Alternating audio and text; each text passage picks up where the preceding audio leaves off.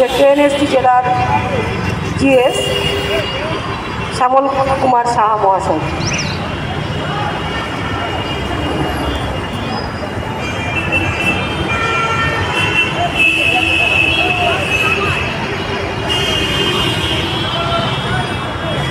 স্বাধীন ভারতবর্ষের সংবিধানের খসড়া কমিটির যিনি সভাপতি বাবা ভীমরাও আম্বেদকর 6ই ডিসেম্বর 1956 সালে তিরোধান হয়েছে। আমরা স্বাধীন ভারতবর্ষের নাগরিক এখানে যারা উপস্থিত হয়েছি বাবা সাহেবের এই মুহূর্তটাকে স্মরণ করে তাকে শ্রদ্ধা জ্ঞাপন করার জন্য ভারতীয় গণতন্ত্র এবং সামাজিক বিধি ব্যবস্থা যেটা পরিচালনায় আমরা জানি সংবিধানের নিয়মের মধ্যে সমাজে বহু বাধা বিঘ্নের মধ্যে দিয়ে সে কথা এখন আর বলে বেশি দীর্ঘায়িত করব না।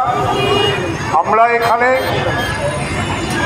যারা আমার আগে বক্তব্য রেখে গেছেন ধর্ম দেশ ইতিহাস সেই বিষয়ে আমি আর পুনরাবৃত্তি করতে চাই না। বাংলায় ওবিসি একটা আজগুবি শব্দ, এই শব্দটা নিয়ে আমাদের মধ্যে একটা ভ্রান্তিক ধারণা ওবিসি মানে জাতের না, জীবিকা থেকে জাত।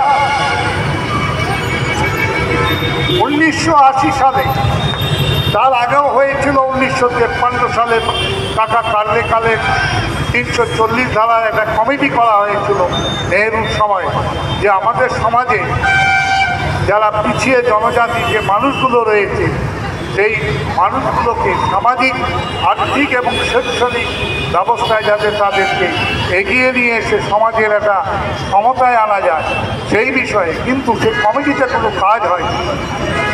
কার্লেকার 56 সালে সে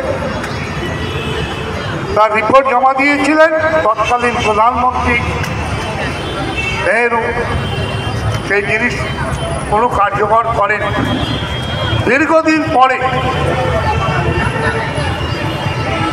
কেন্দ্রীয় নির্বাচনে কংগ্রেস সরকারের পরাজয় হয় এবং জনতা পার্টি এই সময় ক্ষমতায় আসে।